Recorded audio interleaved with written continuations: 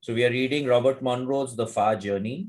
We are on the epilogue, the end game, page number 238 of the book and 125 of the PDF. Epilogue, Endgame. With the calm that settled over me, I began to sort out and run the various roads tossed me, which I had simply tucked away for future reference. I did this not only to check what I may have missed, but to lay the pattern down tightly, on the premise that someone, somewhere, as an individual or group, might seriously investigate the material under the guise of philosophical, pathological, educational, or some other study. As before, if the following helps just one individual achieve a profound understanding of who and what he is, the purpose has been served. Running a road is much like trying to recall the memory of an event out of the past. The difference rests in the immediate clarity of every detail once the unrolling process begins. Best results appear to be obtained if one is in a relaxed state and isolated. It is important to remain completely awake physically with your left brain consciousness in the driver's seat. Then simply think of the ident, the subject of the rote, and wait. You can write down notes or dictate into a tape recorder as you attempt to convert the information into written or spoken words. If you feel you might have missed something, you can reset and start again, either at the beginning or at any given serial point in the information or experience. You can hit a mental pause button if the phone rings, although this often requires a complete rework back to the relaxation state if so interrupted. However, the will still be there, open at the point you left it. However, this takes time and patience, thus the need for isolation. The early results came out in the following form, not very tight, but perhaps more cogent. Okay. So what is a rote? Okay. Resonant, organized thought energy. So when you are in an expanded state, you get a download, right? Now, at one shot, it is not possible to comprehend everything that has been downloaded. So you take time to open it up. Now, as we say in the workshop also, during the experience, that is during the exercise, better not to analyze, just experience and download whatever is coming. And then when we come into the discussion, we open our eyes and then we make notes of what we had experienced. So during the exercise, it is your right brain which needs to be more active, in the sense we are going into a whole brain state, but it is more a right brain kind of an activity of experiencing, getting a gestalt of the entire thing that we are experiencing. When we come out of the exercise, then it's more your left brain which is going to analyze what has been downloaded. So over here, he clearly says that you need to have your left brain, you need to go into a relaxed state, which is taking you into a whole brain state. And then you need to allow the left brain to decode whatever has been downloaded. So it's the same principle that we are using in the workshop also now.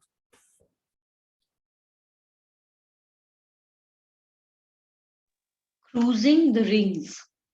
The first inner layer or ring was clear and more distinct from my non-physical perspective, and all seemed to be completely focused on the activities of the inhuman physical condition.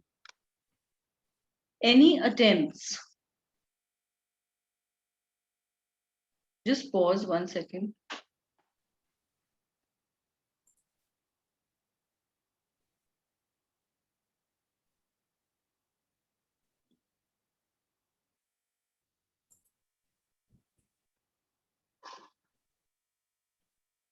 Any attempts to communicate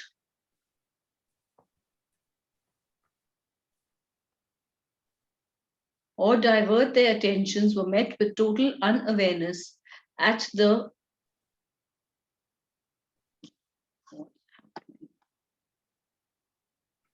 least and at the most bewilderment. fear, or outright hostility. All were attempting to participate in physical life in one way or another with no success whatsoever. All seemed to have one common characteristic. They were completely unaware of any existence other than physical. Only through repeated observation at first hand was it possible to generally sort out and classify such near earth humans into some semblance of order. So in the first ring, basically these people have died, right? But they are still not aware that they have died. So this is literally focus 22 and 23. More focus 23, where people have died, but they don't know that they have died. The dreamers. This group has a distinctive vibration or radiation that indicates they are attached to a physical body somewhere in the current earth time space. This infers but does not verify that they may be in an out of body state during sleep. They apparently are attempting to continue the activity they have been performing during their physical waking hours or those they desire or fantasize. Some are simply going through the motions. Others are trying to talk with those they know who are physically awake, or eating, drinking, working, playing, trying to perform sexual acts, acting out Mitty like roles in the middle of Manhattan, all without fruition, all with few exceptions, without any recognition of similar activities around them. What might be loosely termed evidence of their origin is that they suddenly wink out or disappear in the middle of an action. Are they awakening in the physical again, out of sleep? Dream analysts may be on the right track, but with the wrong perspective. So people who are dreaming are also going out of body, and their field can be felt in that expanded state of consciousness. The locked ins. These are very similar to the previous category and might be confused with them initially, but for several key differences. This group is composed solely of those who have permanently exited their current physical body, dead physically but don't know it. Consequently, they are trying constantly to continue a physical existence to which they have become habituated. They often remain around physical locations such as houses and physically living persons to whom they have become attached. Some continue to attempt re entry into their dead physical bodies and to reactivate them, even into the grave, which may give credence to the strange radiation effects sometimes perceived in cemeteries. The anguish these must go through as they witness the cremation of their physical remains is certainly something to ponder. So these are the ghosts, right? People who get stuck in a in with a person, place, or a thing. So all these apparitions that we see, all the ghost stories that we witness are all these guys. As with the dreamers, this group is totally and compulsively bonded to time space materiality. Moreover, they appear to be deep into enveloping emotionally based fears and drives which they attempt to act out, but never conclude. As a group, they are major blockage in the flow of the human learning experience. Until they are reached and assisted, or some glimmer of awareness occurs, they remain in this locked-in state for years, perhaps centuries. Their numbers increase constantly and will continue to do so as long as the physical human values that generate the condition remain unchanged. So the number of ghosts or people who are stuck is constantly growing. That's why the psychopomp work or this soul retrieval that we talk about is so important.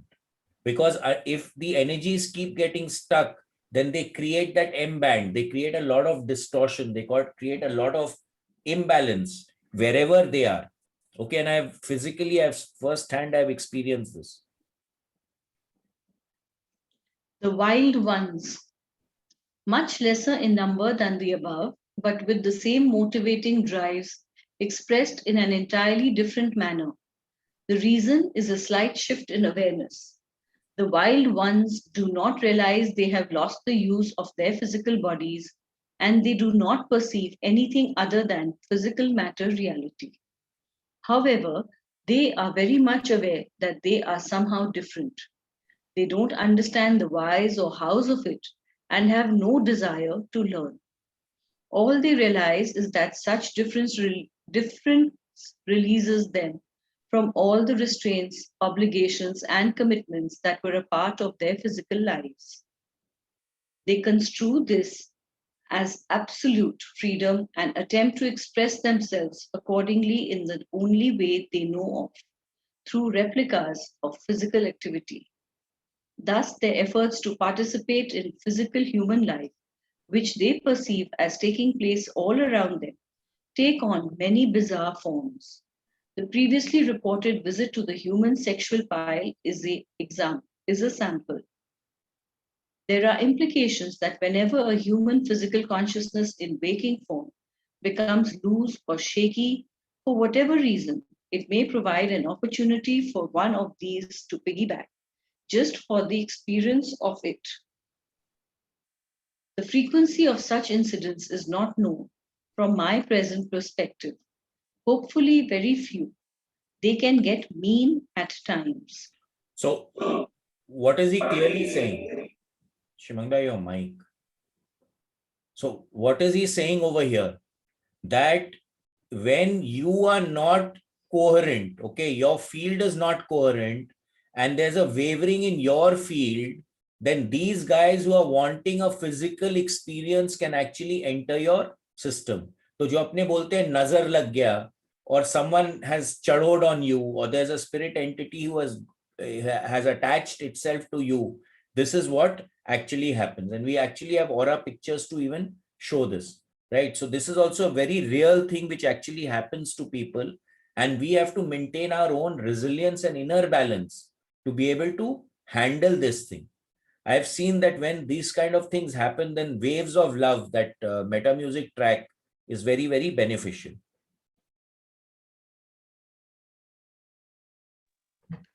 There was much to be learned from these inner rings.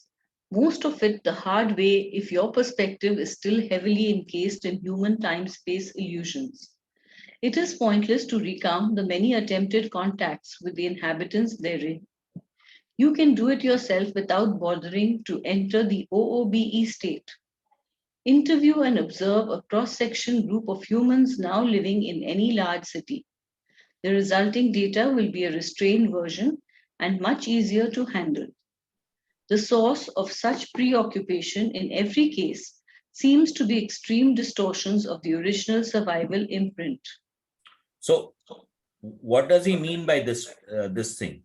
He says that you can do it for yourself without bothering to enter the OBE state. Now, what happens to these people who are stuck? They are stuck in a rut, right? They're constantly doing the same thing over and over and over again. Now, if you look at us also as human beings, what are we doing? We are also stuck in a rut. We really don't know why we are doing something, and we are doing it over and over and over again. So that's why he says over here that interview and observe a cross section of human group of humans now living in any large city. They are doing exactly the same thing. So it's as if they are not living. If you really see, most people today are really not living. Number one, they do not know where they are going. They do not know why they are here. They are just doing something for the heck of doing it. So in the last thing he says, seems to be an extreme distortion of the original survival input. So what does this mean? That they do not know their life purpose. They do not know why they are doing something. What is the reason why they are doing it? They are just doing it every day, day in and day out. Okay. So there's no growth. There's no transition. There's no shift in perspective or consciousness. They're just doing that same thing round and round. रोज office जाएगा, office से वापस आएगा, office जाएगा, office से वापस आएगा, party में जाएगा, घर आके सो जाएगा. What are they doing to evolve themselves? That is missing.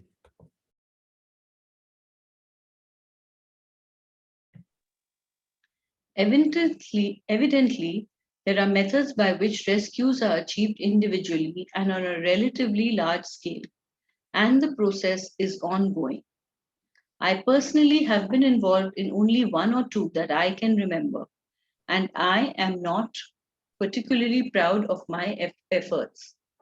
I did learn one or two minor items. First, awareness of the cacophony of discordant, undirected radiation engendered by human thought, identified as M1 noise, my label. Second, how to close down my perception to bring it to tolerable levels. The necessity syndrome again. It's a nice trick to have, even in the physical waking state. So again, what is he saying? Evidently, there are methods by which rescues are achieved individually and on a relatively large scale. So this is what I was saying, the psychopomp work or the soul retrieval work that we do in the Lifeline program or even in the Exploration 27 program.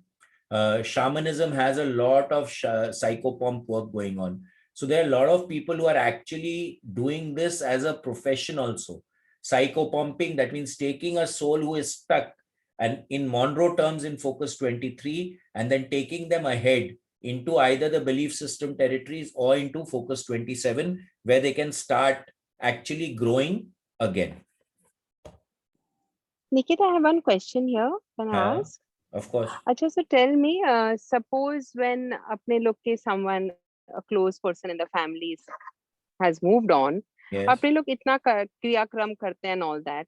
So why don't we just try and see if this soul, like we did for Papa, right? Like if the soul has actually stuck or has he moved on, why can't this become a practice? It Is it can because become of a lack of practice. awareness? Absolutely, lack of awareness. People don't know. Now, if a soul has already transcended and is already on the way, then you really don't need to do Shraddh also, to be frank with you. But that awareness is not there, right? If your awareness is there, then there is no issue at all. So but then this Shraddh, Niket, this Shraddh and all, what is the purpose of it? If it is this Shraddh and whatever is done should be then, कि वो soul should reach 27, na? I also believe that Shraddh is also done so that we remember our ancestors, right? That's another reason to do the Shraddh. It's not only for this, right? No. The prime objective of Shraddh is to provide energy to that soul who has transcended, so that if they are lacking in energy, they get the energy to go into the higher state of consciousness that they need to go to. Okay. Now, having said that, most people do not realize the significance. Of course, now today, when you remember someone with love, you are automatically providing energy to them, right? So that is the basic reason. And of course, what you also said, to remember our ancestors, because we are here because of our ancestors. Today, if they wouldn't have been there, then we would not have been here. Right? Exactly, so paying our respects to them is of course there. But the main reason is to provide the energy to them to be able to move ahead, to move on. That is the basic game of Shraddh. Does that answer your question?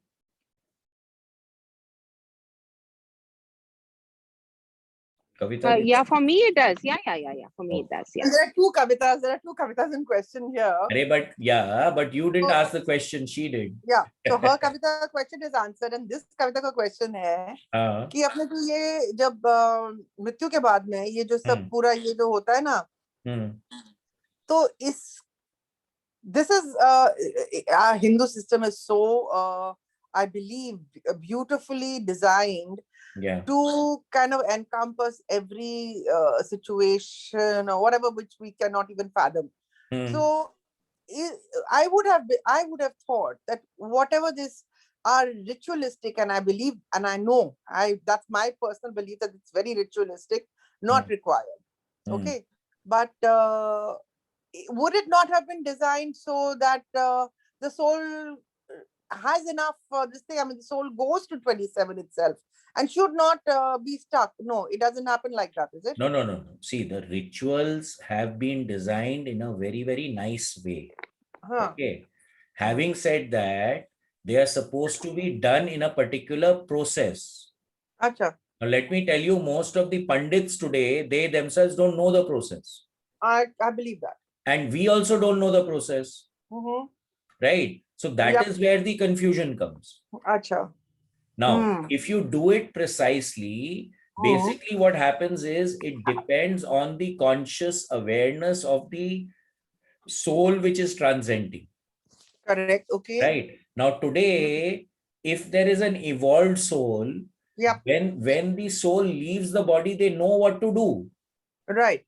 Right. For example, now you've been to 27. Right. You've been through the process. You've done the psychopomp work also. Right. Now, when you transcend in your conscious awareness, you know where you need to go. You understand? But a person who has not done the process, they do not know where to go. So now it's like, suppose you go to London for the first time and you've never been to the tube.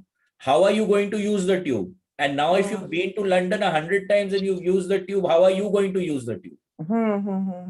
That is that distinction. That's all. So the rituals were made. You see, when the body transcends, it's going into unknown territory, right?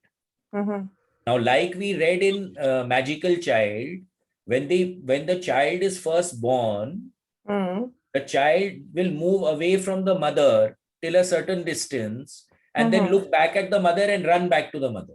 You got that? Then he'll go a little further distance and still come back to the mother. Then go a little further distance and then look back at the mother. Right? So in the same way, when the soul transcends the body, it is going into an environment which it is not familiar with. Right. So what will it do? It will hang on to what is familiar, right? So it will go a little further and then come back, go a little further and come back. And so they found that on an average, basically the soul gets the information and the knowledge to be able to transcend in 12 days time. So in the 12 days, there are certain rituals that you perform, which allows the soul to start leaving. Now, today, if you why was the austerity practiced? Right. So the family practiced a lot of austerity when the death took place, right? Nowadays, of course, no one believes it. But what was there? Because the soul still has conscious awareness. The soul still has conscious awareness. And when the soul sees that, you're practicing austerity, then its desire to stay here reduces. You understand what I mean? Right. Then it looks that, okay, let's see what else is available. I see. So that's why that austerity was also performed. Okay. People think it was just done for the heck of it, but that's why that austerity was performed. So that you live a simple life. They see that, there's nothing inviting them to remain here. Acha, now that's interesting. Now, if you're going to have pakwan and all that, see, when you're going to, when the soul gets out, the way that they perceive and they eat maximum is through the smell. Acha. They smell the things, right? So now if you're having all pakwans and all, this thing is going on, so then that attracts the soul to remain here. I see. If you are extremely sad, right, then they want to remain here to look after you. So that's why that balance needs to be created in the whole game. Acha. This is exactly what he's talking about over here. Acha. Okay. Thank you. Chalo.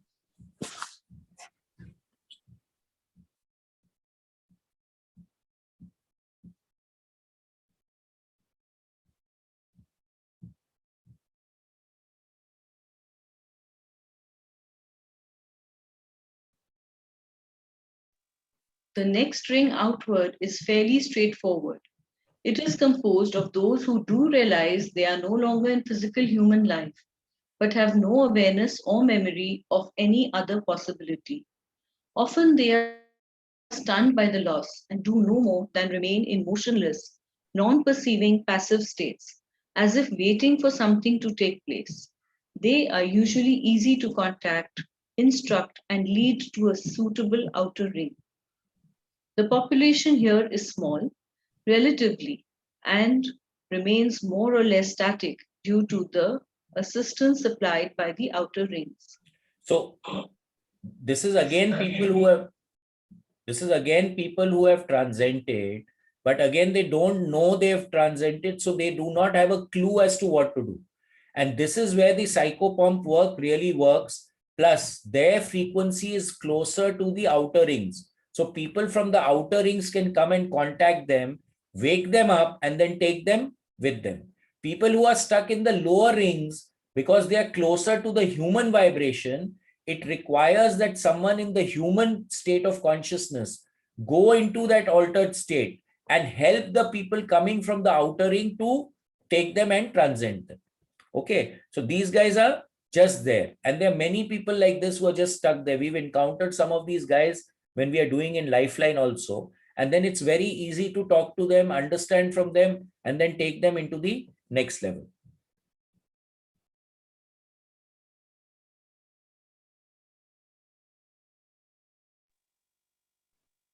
Moving outward, the next ring is the largest of all and contains an apparently limitless number of sub-rings. However, they all come under a strong general category. At least, all residents here know they have passed through physical death. There may be vagueness and differing beliefs as to what and where they are at this point. Hence, the often sharply delineated sub-rings. Within this ring, approximately through the center, there exists what might be labeled a null point of a different variety, yet quite perceivable from an external perspective. It is generated by the existence of two symbolized energy fields overlapping and exerting near equal pressure, influence, without interaction between the two. There are no standing waves set up by frequencies beating against each other, for the two fields are not compatible. The analogy of a bar magnet with positive and negative fields meeting at the center of the bar does not apply. It would be better to picture a gravity field exerting attraction in one direction and the action of a sitcom on television in another. So now what is happening over here? This is now he is going into the belief system territories, where this is focus 24, 25, and 26, where different belief systems have created their own rings, right? Their own field, their own state of being. And when you are in those rings, then you have to follow the rules and regulations of that particular ring. And basically, what is happening is that you have free will in these states, but because you have to follow the rules and regulations, you don't have full free will in this state of being.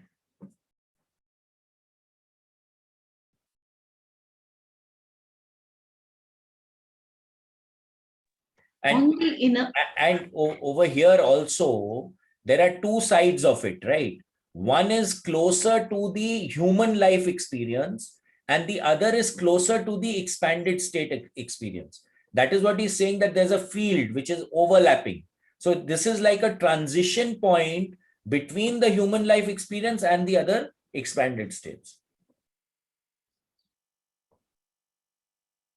On the inner side of such null point, the dominant force is HTSI, short for human time-space illusion, strongest at the innermost subrings and lessening inversely throughout the entire ring until it is quite insignificant on the outer edge.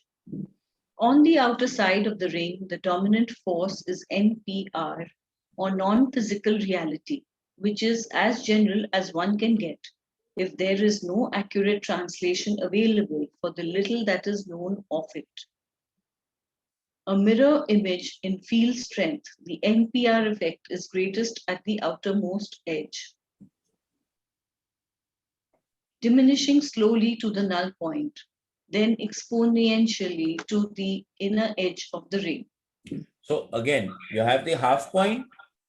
One side is more connected with the human life system or time and time and space illusion, and the other side is going into the expanded states or non-physical realities. The pattern of human passage through this particular ring is most fascinating, again from the external view. It is composed of energy in human experiential form, moving in two directions, both inward and outward. The inward flow is composed of fresh energy from the NPR area, first encountering the HTSI field, becoming more and more attracted by it through a series of inhuman existences, passing through this particular ring more rapidly once the null point is crossed. From that point inward, the movement accelerates to the inner edge of the ring and through it, terminating usually in the lowest of the inner rings. So energy is coming from the NPR state into the human life experience state. So energy is constantly coming downwards.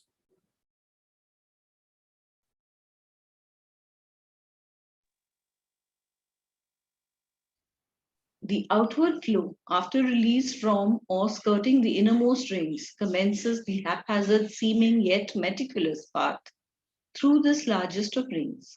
For some, the passage is relatively direct, with but a few inhuman physical existences to provide the impetus.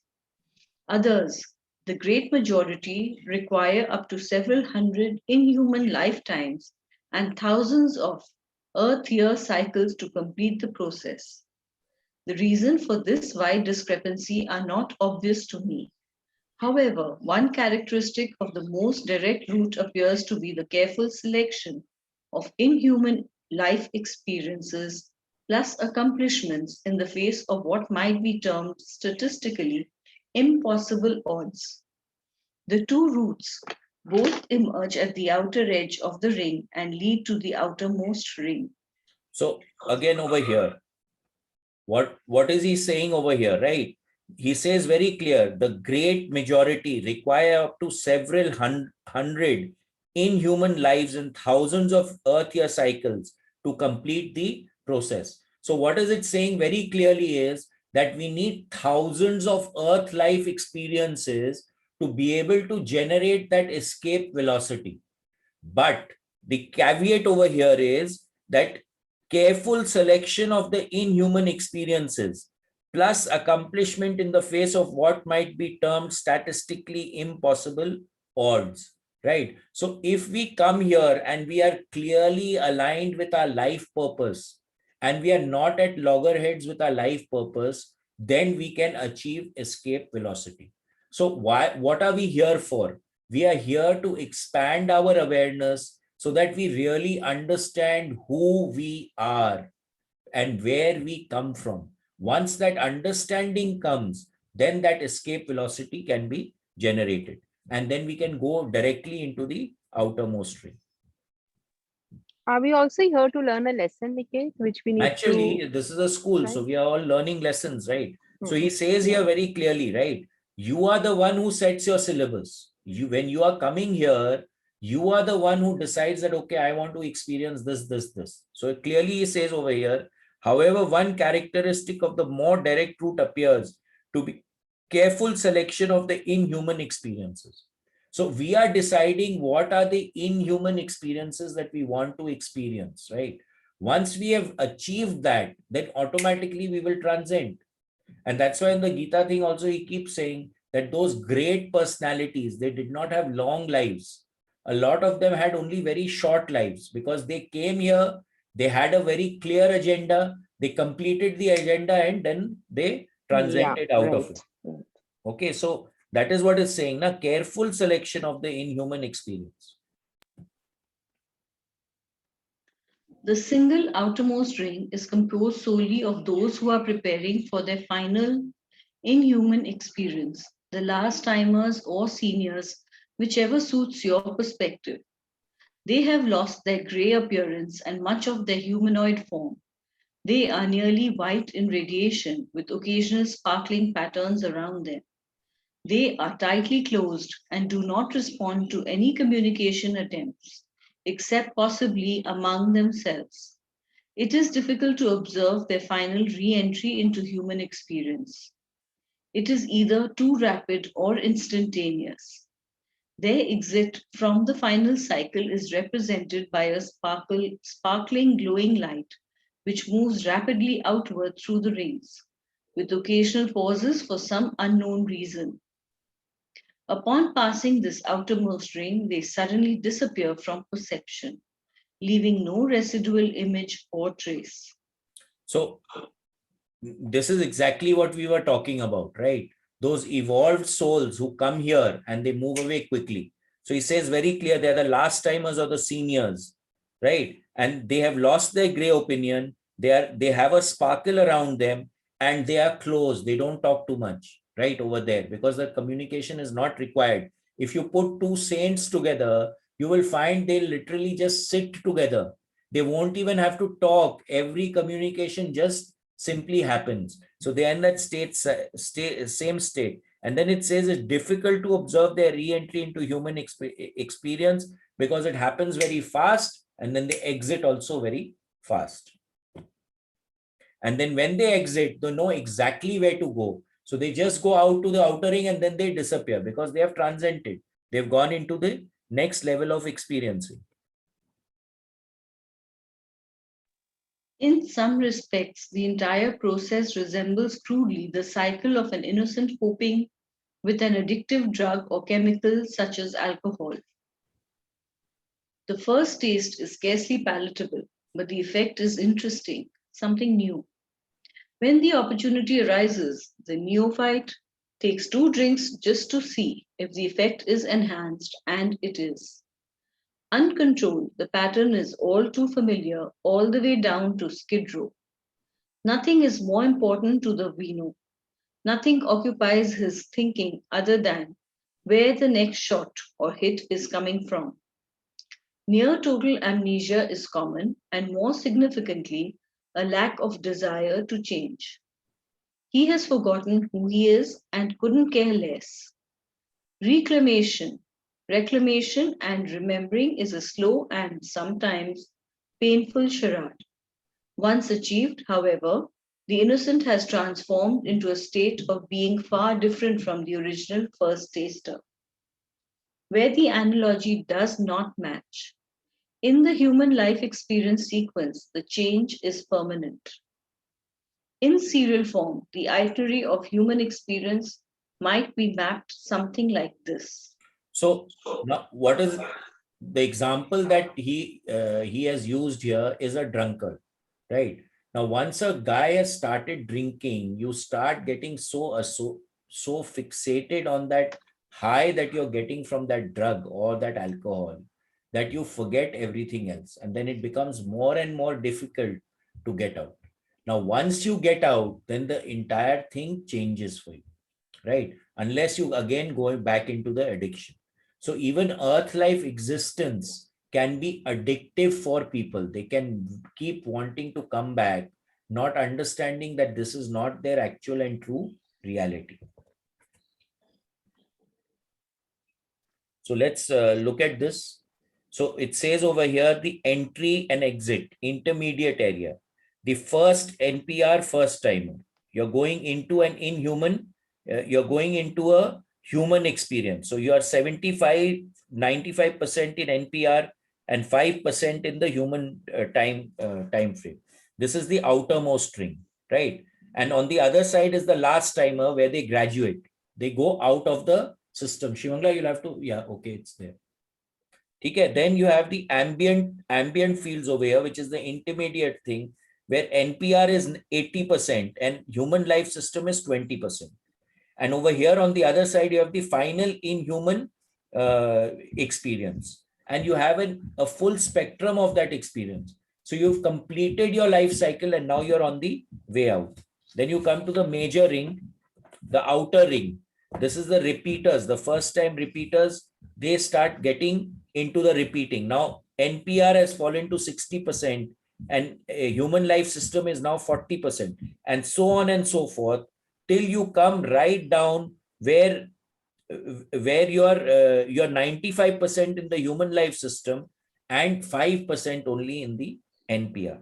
And then you have the waiting rings where people who have given their arzi to have a life experience, but they've not been fitted in, like Ed, we talked about Ed in this book, where you have not been fitted in or slotted in. So you're waiting for your turn to go into the human life system for your particular experience.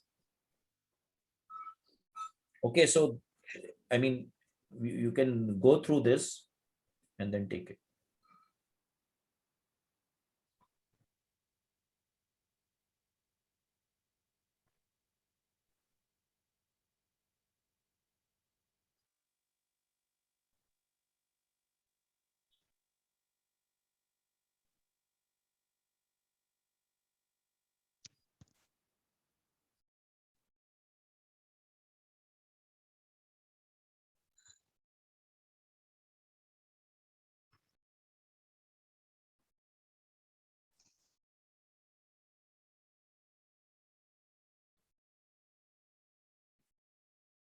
Another way to describe the process in contemporary terms: the unit, the original you, is attracted and drawn by the human earth energy field.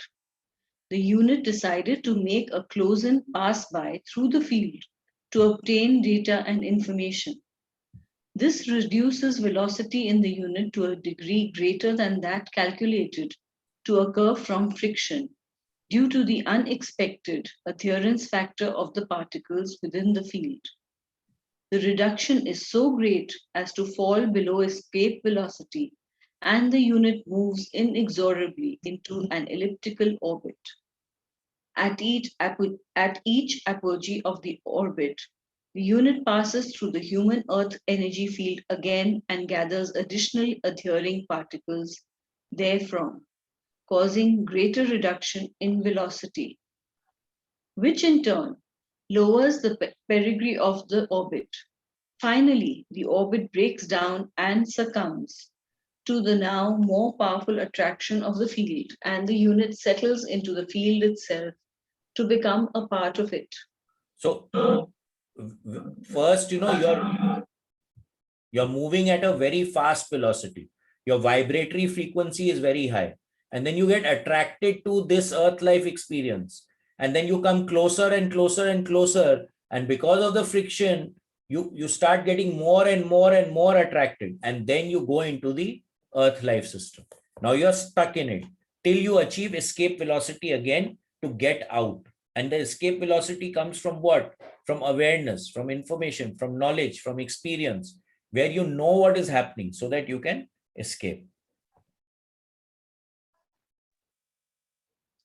To launch and achieve escape velocity, the unit must remove the adhering particles that created the problem while retaining such information, data, experience so as to bring back something of value. Number 2, develop and store sufficient energy to achieve both launch and escape velocity, which infers a far greater amount than that available at the point of original entry under typical conditions, plus additional reserves to compensate for the extra payload on board. So, what is our ultimate aim? To achieve escape velocity. And then when you look at it from the Gita perspective, the more attachments you have, the more pulled down you are. The less attachments you have, the more the witness attitude that you can take. That is what is going to allow you to achieve that escape velocity. So it says over here, remove the adhering particles that create the problem while retaining such information, data, experience as to bring back something of value. So the more we can get into witness consciousness, witness attitude, and let go of our attachments, the quicker we are going to achieve escape velocity.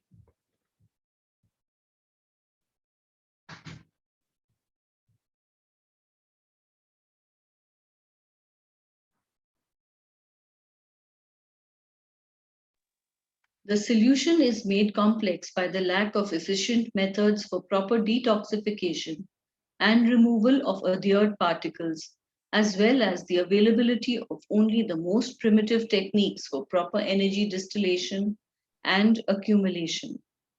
Therefore, at best, extrication is a long and arduous process. The key is to begin first with ballistic trajectories, followed by elliptical orbiting, ever increasing the perigee until escape velocity is reached. So when we look at it from our perspective, we have to work on ourselves to detach so that we can achieve that escape velocity. Thereafter, the unit can return to its original base with its payload or with its increased energy, move on to greater exploration. The foregoing is at best a generalization, specific only in the broad classifications indicated. It is a simplification of a very complex and intricate pattern of movements perceived from an external perspective. It is deliberately devoid of as much humanism as is possible by a human, in the belief that such starkness will gather the attention and understanding latent in the left brain modality. However, the problem still remains: the need to express in a form remotely acceptable to inhuman consciousness. So when we are looking at something from that highly expanded state of consciousness, it becomes difficult to explain the concepts in our normal 3D kind of reality and perception. But ultimately, we need to understand it. And that's why we are here. Thereafter, the unit can return to its original base with its payload or, with its increased energy, move on to greater exploration. You missed a paragraph. You go down.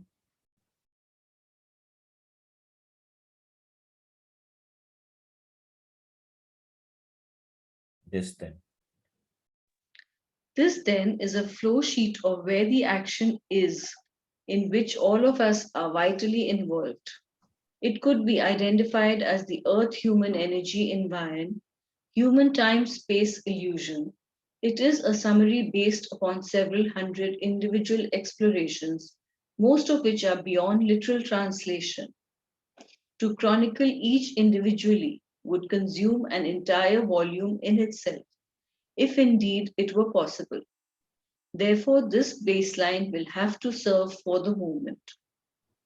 We might get lost with or without it, but our chances are better with it. So what is he doing now? He's saying that I am creating a map which is not going to encompass everything that everyone has experienced, but it will give us structure at least, so that we can at least base our exploration on this. Wrote BHP 1.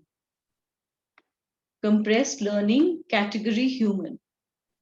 The first point in consideration of human structure certainly should be the note that a small percentage have never been through the experience prior to the present sojourn in time. Some may have had physical life experience in other parts of time-space and in another physical form, but this is their first run as a human.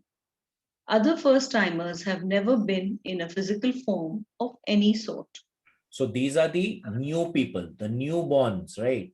This is the first time that they're experiencing this particular experience of human life form in time-space reality. Time-space, physical matter, and especially human existence on Earth is an interesting anomaly. It has some peculiar qualities that are unique in the development of intelligence and consciousness. As a result, human life has many attractions. To some, it is like attending a vast amusement park with a multitude of different types of exciting rides to try. A playground where standard rules, non-earthly, are suspended for the moment. They desire human existence simply out of curiosity. They have received a rote on this interesting state and want to find out what it is to be a part of it. Many, having observed the state at a particular point in human history, decide it is an ideal opportunity to try an experiment conceived in their periods of contemplation. The peculiarity of human existence at a given point in evolution provides an opportunity to try out the idea. So basically what is there? That they get attracted to this time-space reality and they want to experiment with it. They feel that they can come here and experiment whatever their hypothesis is so that they can see whether it works or it doesn't work.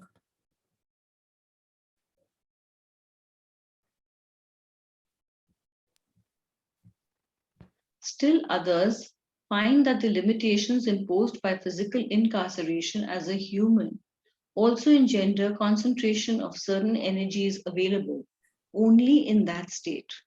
This is the only point available to apply such energies. So again, to do a particular experiment, you need a particular environment.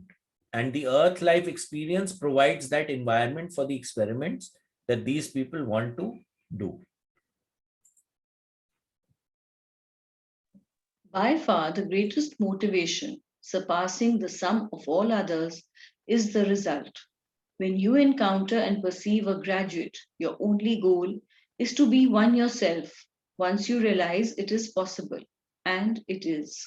So anyone who has graduated from Earth life existence that's what they say, that is considered to be a great guy, in the sense that you have achieved something once you have graduated from the Earth life experience, especially because of its addictiveness. If you can graduate from here, that means you are a knowledgeable, intelligent, you know something.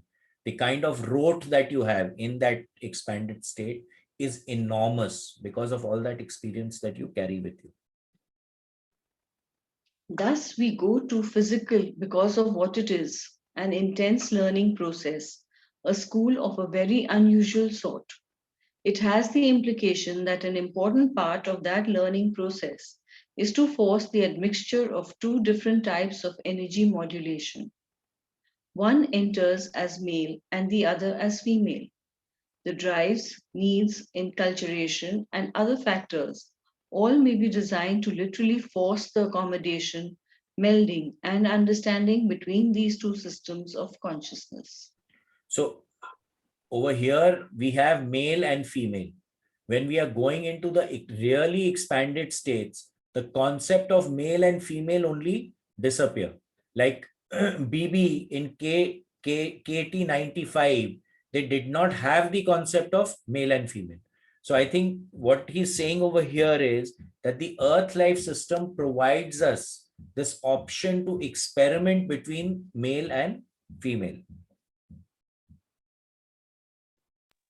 The conditions of entering physical life as a human are relatively strict.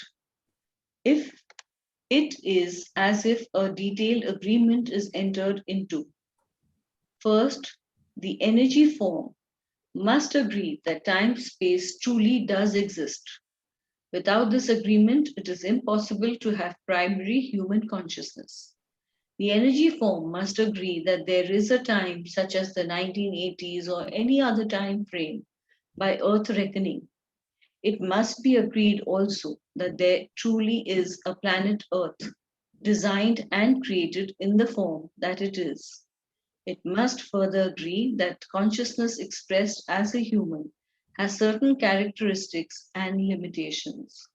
So you're making an agreement, right? Now, if someone doesn't agree that time and space doesn't exist, then how can they come and experience this reality? Because this reality is based on the time-space continuum, right? Also, you have to agree that what you know in the expanded state, you will not know in the 3D environment. Because if you know everything, then you cannot experience anything, right? So these are the two factors which have to be there. The blanking or sublimation of previous experience is a part of the process. This is to assure that there will be a minimum of interference in the performance as a human caused by previous life patterns, physical and in other realities. Bear in mind that this is all at the conscious perceiving level. It is not removed from the essence of the energy form, accepting the agreement. Such experience will remain with the newly human energy form in a non-conscious state. This is important because such experience or purpose may well be the underlying motive that is the driving force behind the performance of such energy in human existence. So again, we had done that thing that you started from here, right, in that expanded state. And then when you were born as a human, your awareness got compressed. Once you get out and generate escape velocity, again, your awareness will come back. Now, to be able to learn anything, we must not know it, right? So over here, blanking and sublimating of previous experience. So from here, we come here. So there's a blanking which is taken off, right? And the idea here is that we do not forget what we knew here. It's just put into a dabba, right? It is at the unconscious level that information is always there. When we come back after release from this earth life reality, we will again come to understand that. But the reason why we have come into this earth life reality is in that expanded state, because we wanted to learn something. We wanted to understand something. That is why we have come into this earth life. So it says over here, this is important because the experience of purpose may well be the underlying motivation, that is the driving force behind the performance of such energy in human life existence.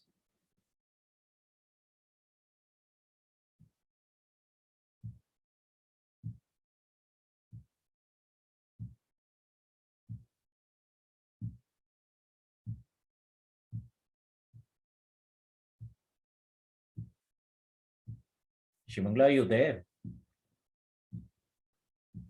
Yes. Once a decision or agreement has been reached, a propitious and probable birth entry point is selected, taking into consideration the genetic, environmental, social, political, and economic elements that may not absolutely ensure the realization of the purpose for such entry. Many times, due to the possibility that all factors may not be appropriate and suitable, some entries are made simply on the possibility or hope that the goals can be achieved. Often there are so many variables present that it in turn presents a most enticing challenge to simply try to beat the odds, as it were, or change them by thought and action. Some make it, some do not. So again, you have come here to learn certain things. You want to experience certain things. Now, all of them may not be achieved. So there is a factor of chance, which is also coming into here, right? Most of your decisions or most of the experiences that you want will get taken care of. But all of them, it is not possible to take care of. That's what he's saying over here. And for something, we need to be able to make our free will choices to be able to manifest them.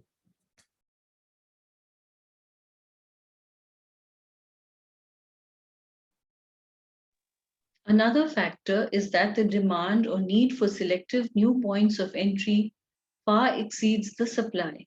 Thus, many may get tired of waiting, as it were, and will accept entry under the most marginal of circumstances. So now I want this. Now I do not have an entry point which can give me this. I say, Acha, I'm tired of waiting. Now give me whatever is available. So I just jump into the game without a full and precise agenda. But again, whenever I jump in, still my agenda still remains the same. What I really wanted to desire. So when we come here, we still have free will to be able to achieve what we really wanted to achieve.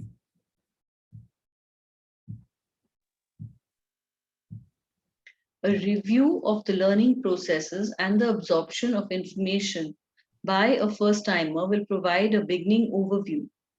Upon entry, birth, the first timer is surprised and shocked at the very severe constraints of the physical body. It can no longer move freely and easily at the mere thought or desire. Thus, much of the early weeks of existence as a human are taken up with conscious and frustrating efforts to obtain control of this new physical body. Simultaneously, it is overwhelmed by astounding demands for nourishment, a process that was an automatic function in previous existence. Add to that a massive battery of strong and chaotic signals pouring in from sensory sources never before perceived, the five physical senses, and one begins to get a better appreciation of the traumatic state that is undergone. There are indications that the effect would be much more severe were it not for the reinforcement received by the first timer during non conscious periods, sleep, from interested and concerned observers left behind in the reality outside of time space. So, naturally, the kind of freedom that is experienced in that expanded state is not experienced in this compressed state, right? So naturally, there is a restriction. And when that energy enters into the physical body, it has to learn how to live in this physical body.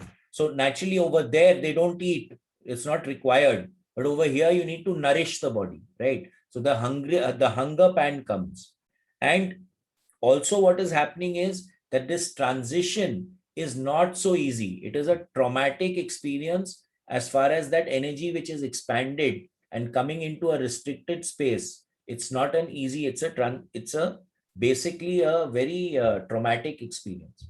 Now, when we go to sleep, it allows us to get out of the body to experience something different. And it also allows the body to heal and repair itself. So the space that we generate for sleep, that's why sleep is so important in our lives.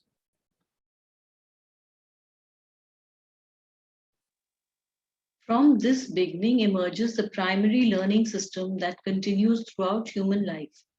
It is the focusing of conscious awareness. Pain or pleasure, as reported by the five physical senses, turns attention to the event being experienced, and such experience is then learned and stored. Further, if the element of emotion is involved, the storage process is enhanced greatly.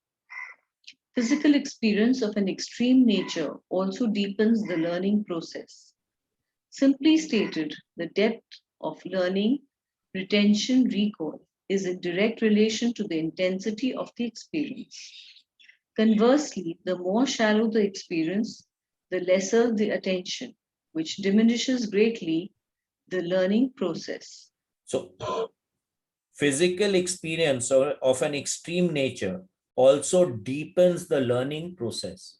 So when do we have, when there is an extreme circumstance or an extreme event that we encounter, we get emotionally involved in that process.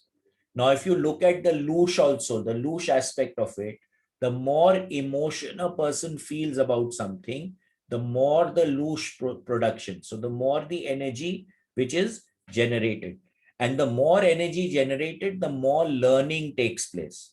Okay. So that's why when we emotionally get involved in anything, we connect and our learning is extremely good. And then as we get used to it, we can slowly start taking the witness attitude also.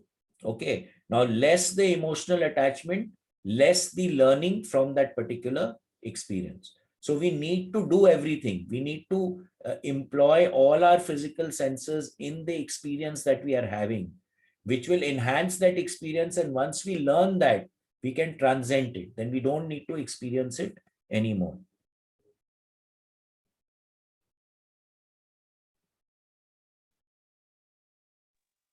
Primary learning is the database upon which we humans principally conduct our physical lives. Other learning processes affects our thoughts and actions, yet the fundamental pattern of performance is based upon this primary learning. So primary learning means our regular experiences that we are having. Secondary learning, another pattern which is present throughout human existence, takes place beyond what we call our level of consciousness. This is data received through our five physical senses in those areas where attention is not focused. This takes place during waking physical life and is stored and retained in the most minute detail. Due to the lack of attention, less than 20% of such secondary learning is ordinarily available for recall by the human conscious mind. Still, this entire spectrum of memory is called upon unknowingly by the individual as the need arises. It colors and affects our thoughts, decisions, and actions, and we are quite unaware of it. So what he's talking about here is the subconscious awareness, the subconscious learning. So when we ask this question of people in the workshops, you walked into this room, what did you notice? Now, generally people will notice what they are interested in. So if someone is interested in carpets, they'll notice the carpet. If someone is interested in furniture, they'll notice the furniture. Someone is interested in electronic goods, they'll notice the electronic goods. Someone is noticed on pictures, they will notice the art which is there. Okay, so on and so forth. But the subconscious has noticed everything, but we are not aware that the subconscious has noticed everything. So we are perceiving a very small amount compared to what the subconscious has experienced. Having said that, but all our decisions are colored and affected by what the subconscious has perceived. Should we stop here?